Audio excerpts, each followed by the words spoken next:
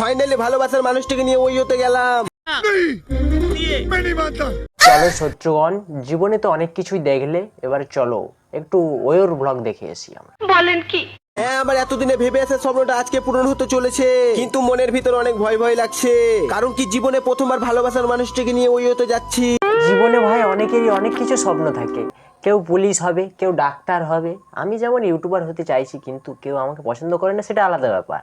কিন্তু ভাই মারা, তুই তা বলে ওয়ো যাওয়ারও তো স্বপ্ন থাকে? এই লাউডা কে ভাই তুই? এখন তোমরা আমার এই ভিডিওটি থেকে অনেকে অনেক রকম কথা বলবে। কে রে? পচা, তুই কিছু বললি? এই খোঁচা, তুই কিছু বললি? লাউডা সুধীর ভাই, তোকে কেউ কিছু বলে না রে, তুই হলি একটা দিগ্গ বিচিবাল পাকা মহাগান্ড মাল।